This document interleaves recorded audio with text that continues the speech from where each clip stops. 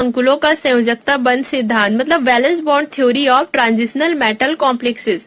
Very easy topic है और ये जो आपका टॉपिक है इस चैप्टर का जो है वो लास्ट नोट्स है। इसके बाद हम जो है वो ऑर्गेनिक केमिस्ट्री स्टार्ट करेंगे। तो कहने का मतलब है वेरी इजी टॉपिक है और यहाँ पे हम जो है वो इस थ्योरी के हेल्प से कैसे कोई कॉम्प्लेक्स का जो है वो फॉर्मेशन होता है, यहाँ पे हम जो है वो पोटेशियम हेक्सासाइनोफेरेट लेंगे और इस कॉम्प्लेक्स को कैसे बनाते हैं वो मैं आप लोगों को बताऊंगी। तो थ्योरी को समझने से पहले हम जो है वो ये एग्जाम्पल ही देख लेते हैं, क्योंकि अगर आप लोगों को ये डायग्राम इससे रिलेटेड एग्जाम्पल जो है वो समझ में आ गए तो ये जो थ्योरी है वो आप जो है वो ऑटोमेटिक आपको जो है वो याद हो जाएगा, आपको इसे रटने की जरूरत जो है वो नहीं पड़ेगी। तो चलिए सबसे पहले हम जो है वो समझते हैं कि ये जो आपका पोटेशियम हेक्सासाइनोफेरेट है वो कैसे बनता है और ये इस कॉम्प्लेक्स का फॉर्मेशन कैसे हो रहा है।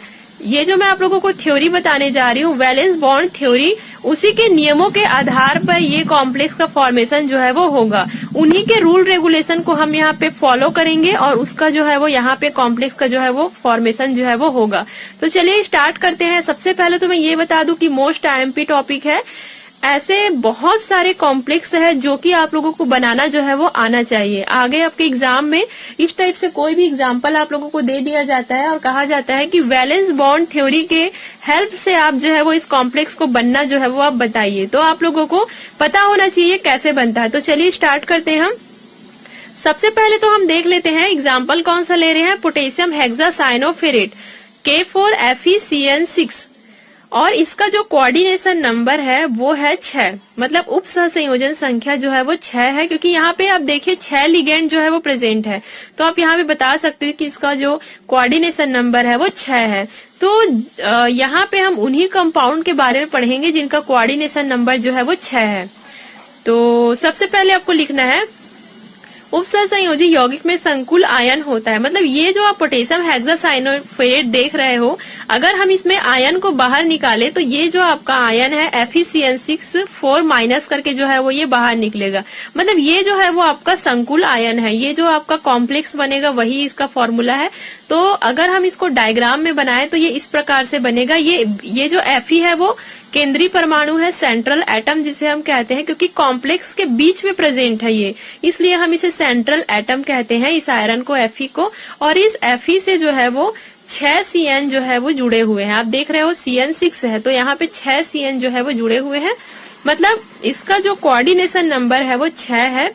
और ये जो आपका CN है वो सब लिगेंड है, समझ आया आपको। ये सब जो है वो आप लिगेंड है और ये जो है वो सेंट्रल एटम है जिसे हम केंद्रीय परमाणु जो है वो कहते हैं। अब आगे देखते हैं। सबसे पहले तो हम जो केंद्रीय परमाणु है Fe उसका जो है वो हम इलेक्ट्रॉनिक कॉन्फ़िगरेशन जो है वो निकालते हैं, मींस इलेक्ट्रॉनिक विन्यास। तो फर्स्ट ईयर से पढ़ते आ रहे हो कैसे इलेक्ट्रॉनिक विन्यास निकालना है, आई थिंक मुझे बताने की जरूरत नहीं है। फिर भी अगर आप लोगों को इलेक्ट्रॉनिक कॉन्फ़िगरेशन निकालना नहीं आता है तो BSc first year in organic chemistry की प्लेलिस्ट में जाकर के आप देख सकते हो, वहां पे मैंने बताया हुआ है कि इलेक्ट्रॉनिक विन्यास हम जो है वो कैसे निकालते हैं।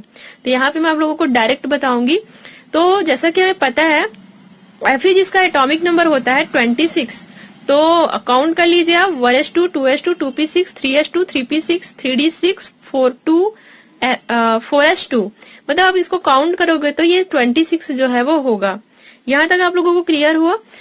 तो यहाँ पे हम देखते हैं कि हमें Fe22, यहाँ पे आप देख रहे हो आयरन में जो है वो डबल चार्ज है, मतलब 2+ है। कहने का मतलब है कि ये जो आपका Fe है उसकी जो ऑक्सीकरण अवस्था है वो +2 है यहाँ पे। तो इसकी ऑक्सीकरण अवस्था +2 है, मतलब यहाँ पे 2 पॉजिटिव चार्ज प्रेजेंट है। तो पॉजिटिव चार्ज होने का मतलब आप क्या समझते हो, पॉजिटिव चार्ज यहाँ पे है, मतलब यहाँ पे 2 इलेक्ट्रॉन की यहाँ पे जो है वो कमी हो रही है। मींस अगर इस टाइप से हमारा इलेक्ट्रॉनिक कॉन्फ़िगरेशन Fe26 के लिए हमें मिला है तो यहाँ पे 2 इलेक्ट्रॉन जो है वो कम हो जाएंगे, क्योंकि यहाँ पे प्लस चार्ज है, यहाँ से 2 इलेक्ट्रॉन ऑलरेडी यहाँ से जो है वो निकल चुके हैं।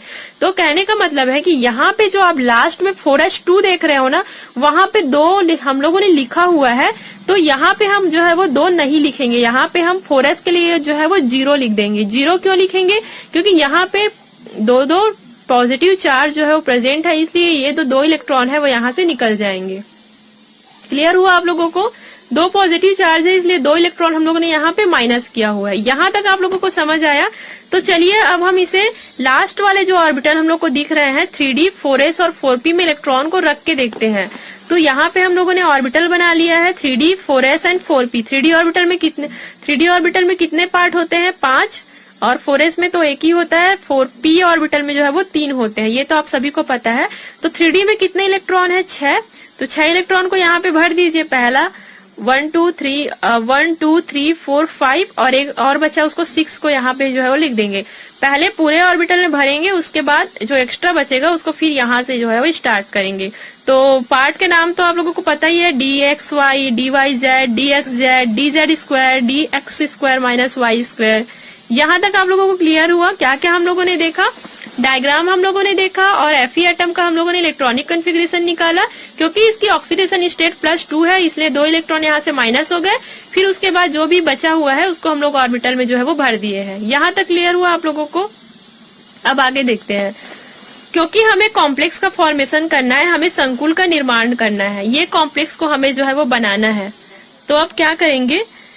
कॉम्प्लेक्स निर्माण में 6 लिगेंड द्वारा 6 इलेक्ट्रॉन युग्म Fe को डोनेट किए जाएंगे। इन्हें ग्रहण करने के लिए Fe आयन में 6 रिक्त ऑर्बिटल होने चाहिए। देखो यहाँ पे क्या कहा जा रहा है, कॉम्प्लेक्स आपका यहाँ पे बनेगा। तो कैसे बनेगा कॉम्प्लेक्स? यहाँ पे 6 लिगेंड है, वो इस एटम से जुड़ेंगे तभी तो यहाँ पे कॉम्प्लेक्स बनेगा। तो आखिर ये जो आपके लिगेंड है वो Fe से कैसे जुड़ेंगे? इलेक्ट्रॉनों को डोनेट करेंगे, इलेक्ट्रॉनों की आपस में साझेदारी होगी, इलेक्ट्रॉनों की आपस में शेयरिंग होगी, तभी तो यहाँ पे बॉन्ड बनेगा ना। तो कहने का मतलब ये है कि कॉम्प्लेक्स के निर्माण के लिए 6 लिगेंड द्वारा 6 इलेक्ट्रॉन पेयर मतलब कितना इलेक्ट्रॉन हुआ? 6 इंटू 2 कर दो, क्योंकि पेयर मतलब आप क्या समझते हो, एक में जो है वो 2 इलेक्ट्रॉन इनको देंगे। तो यहाँ पे 6 इलेक्ट्रॉन पेयर है, मतलब टोटल 12 इलेक्ट्रॉन। क्लियर हुआ? तो यहाँ पे 6 इलेक्ट्रॉन युग्म Fe को जो है वो डोनेट किए जाएंगे। हर लिगेंड अपने अपने तरफ से 2-2 इलेक्ट्रॉन Fe को जो है वो डोनेट करेंगे। उसके बाद ये जो आप बॉन्ड देख रहे हो, वो बॉन्ड जो है वो बनेगा। लेकिन इसके लिए क्या होना चाहिए? Fe के लिए जो है वो Fe में आयन में जो है वो 6 रिक्त ऑर्बिटल होने चाहिए। कहने का मतलब है कि यहाँ पे बॉन्ड तभी बनेगा जब इसके पास खाली ऑर्बिटल होंगे। यहाँ पे Fe के पास कितने खाली ऑर्बिटल है? 1 2 3 4, लेकिन इनके पास तो 6 ऑर्बिटल खाली होने चाहिए, लेकिन यहाँ तो सिर्फ 4 ऑर्बिटल खाली हैं। अब क्या होगा? तो एक काम करते हैं हम लोग, ये जो लास्ट का 2 इलेक्ट्रॉन है उसे जो dz स्क्वायर और dx square minus y square का 2 इलेक्ट्रॉन है, वो दोनों इलेक्ट्रॉन को हम जो है वो इसमें रख देंगे। मतलब ये दोनों इलेक्ट्रॉन, क्योंकि हमें ऑर्बिटल को खाली करना है। देखिए यहाँ पे हमें 6 ऑर्बिटल खाली करने हैं, तभी हमारा कॉम्प्लेक्स जो है वो बनेगा। तो अगर हमको कॉम्प्लेक्स बनाना है तो ये 2 ऑर्बिटल को कैसे भी करके यहाँ पे जो है वो यहाँ पे हमें जो है वो भेजना होगा। मतलब dyz और dxz में दोनों इलेक्ट्रॉन को हम जो है वो ट्रांसफर कर देंगे। तो चलिए कर देते हैं ट्रांसफर, क्योंकि हमें 6 ऑर्बिटल फिर खाली मिल जाएंगे। यहाँ पे हम लोगों ने वही किया, ये जो 2 इलेक्ट्रॉन यहाँ पे दिख रहे थे उसे हम लोगों ने यहाँ पे जो है वो शिफ्ट कर दिया। अब आपको मिल गए 6 खाली ऑर्बिटल। तो Fe++ का इस प्रकार से हो जाएगा। अब क्या होगा? संकुल बनने के लिए, मतलब जो हमारा कॉम्प्लेक्स बनेगा उसके लिए 6 इंटू Cn इलेक्ट्रॉन युग्मों को 6 रिक्त संख्या ऑर्बिटल द्वारा ग्रहण कर लिए जाते हैं। मतलब इसमें ये कहा जा रहा है, अब जो लिगेंड जो दो ऑर्बिटल जो डोनेट करने वाला है, मैंने आप लोगों को बताया था ना कि जो 6 लिगेंड है वो सबको जो है वो 2-2 इलेक्ट्रॉन जो है वो डोनेट करेंगे। तो अब क्या होगा? यहाँ पे तो है वो खाली हो गया, तो ये खाली जगह में ये अपने इलेक्ट्रॉन को जो है वो डोनेट कर देते हैं। देखो यहाँ पे जो Cn है अपना 2-2 इलेक्ट्रॉन इसे जो है वो दे देते हैं। खाली जो ऑर्बिटल आपको दिख रहा था ना, वहां पे 2-2 इलेक्ट्रॉन जो है वो इन्हें जो है वो डोनेट कर देते हैं। तो आपका यहाँ पे क्या बन गया? D2S1P3, मतलब D2sp3 संकरण यहाँ पे हो रहा है, D2sp3 हाइब्रिडाइजेशन यहाँ पे हो रहा है। अतः स्पष्ट है कि FeCN6-4 के इलेक्ट्रॉनिक विन्यास में कोई भी अयुग्मित इलेक्ट्रॉन नहीं है। यहाँ पे आप लोगों को कोई भी अनपेयर्ड इलेक्ट्रॉन शो हो रहा है, सारा पेयर्ड है, तो कोई भी अयुग्मित अनपेयर्ड इलेक्ट्रॉन नहीं है। अतः यह संकुल आयन प्रतिचुंबकीय होगा। मतलब अगर कोई भी अनपेयर्ड इलेक्ट्रॉन नहीं है तो ये जो हमारा कॉम्प्लेक्स आयन है वो प्रतिचुंबकीय होगा, मतलब डाईमैग्नेटिक होगा। क्लियर हुआ आप लोगों को? तो कंप्लीट हुआ आपका ये जो आपका एग्जाम्पल था। बहुत ही इजी है, प्रैक्टिस कीजिएगा, प्रैक्टिस करोगे तभी ये बनेगा। तो आपके बुक में कम से कम 6 से 7 एग्जाम्पल है जो, और इसमें से कोई भी एक एग्जाम्पल जो है वो एग्जाम में आ जाते हैं। और भी मैं आप लोगों को एग्जाम्पल बता रही हूँ जो कि आप लोगों को नोट्स में आपने लिखना है। चाहे बुक से खोजिए, कहीं से भी ढूंढ करके बनाइए, लेकिन इतना कम से कम 5-6 एटलीस्ट आप लोगों को तैयारी करना पड़ेगा। तो यहाँ पे कुछ कुछ एग्जाम्पल मैं दी हुई हूँ, ये सब चीज को आप लोगों को ढूंढ के जो है वो अपने नोट्स में लिखना है, क्योंकि केवल एक ही एग्जाम्पल को याद करके आप एग्जाम में नहीं जा सकते। कोई गारंटी नहीं कि जो मैं बताई हूँ यहाँ पे, जो मैं आप लोगों को जो एग्जाम्पल मैं आप लोगों को बताई हूँ वही एग्जाम्पल आएगा, कोई भी एग्जाम्पल आ सकता है। तो कहने का मतलब है कि एक ही तैयारी मत कीजिए, कम से कम 4-5 आयन, 4-5 कॉम्प्लेक्स का आप लोग तैयारी करके जाइए। बहुत ही इजी है, कुछ भी नहीं है, यहाँ पे केवल आप लोगों को कॉम्प्लेक्स बनाना है। तो समझ आया आप लोगों को कैसे यहाँ पे पोटेशियम हेक्सासाइनोफेरेट जो है वो बन गया, कैसे हमारा कॉम्प्लेक्स जो है वो बना है। कुछ भी नहीं है, बस ये जो आपके लिगेंड है उन्होंने अपने इलेक्ट्रॉन को जो है वो डोनेट किए हैं Fe को। तो इलेक्ट्रॉन को जब यहाँ पे डोनेट किए हैं तो यहाँ पे लिगेंड और ये जो सेंट्रल एटम है, केंद्रीय परमाणु है, उनके बीच जो है वो बॉन्ड बन गया है। जैसे यहाँ पे बॉन्ड बना है, आपका ये कॉम्प्लेक्स फॉर्मेशन यहाँ पे हो गया। क्लियर हुआ आप लोगों को ये चीज? तो ये जो हम लोगों ने पढ़ा है, ये जो है वो वैलेंस बॉन्ड थ्योरी के अकॉर्डिंग जो है वो बना हुआ है। तो चलिए, मैंने आप लोगों को बताया था कि मैं आप लोगों को थ्योरी पार्ट भी इसका जो है वो बताऊंगी। तो स्टार्ट करते हैं हम। इस सिद्धांत का प्रतिपादन एल पॉलिंग ने तथा J.L. स्लेटर द्वारा सन 1930 में जो है वो किया गया है। तो हालांकि इससे पहले और भी बहुत सारे साइंटिस्ट थे जिन्होंने वैलेंस बॉन्ड थ्योरी के ऊपर जो है वो काफी अलग अलग सिद्धांत प्रस्तुत किए थे, लेकिन उनके सिद्धांत जैसे कि वर्नर है और भी बहुत सारे साइंटिस्ट हैं, लेकिन उनके सिद्धांत में काफी सारी, उनके थ्योरी में काफी सारी कमियां पाई गई। तो उस कमी को पूरा किया इन्होंने एल पॉलिंग और J. स्लेटर ने। तो 1930 में किया गया, और ये जो आपका थ्योरी है 1930 में जो है वो बना हुआ है। पहला ही स्टार्ट करते हैं, क्या कहा जा रहा है। केंद्रीय परमाणु सेंट्रल एटम में अनेक रिक्त ऑर्बिटल उपस्थित रहते हैं। इन रिक्त ऑर्बिटल की संख्या ही उस धातु की उप सहसंयोजक संख्या होती है। ये रिक्त ऑर्बिटल लिगैंड द्वारा प्रदत्त इलेक्ट्रॉन युग्मों को स्वीकार करते हैं। तो जो चीज मैंने आप लोगों को बताया वही चीज यहाँ पे लिखा हुआ है। सेंट्रल एटम में अनेक रिक्त ऑर्बिटल उपस्थित रहते हैं। तो हम लोगों ने देखा ना, Fe के पास कितने सारे खाली ऑर्बिटल हम लोगों ने बनाए थे, 6 खाली ऑर्बिटल हम लोगों ने बनाया था।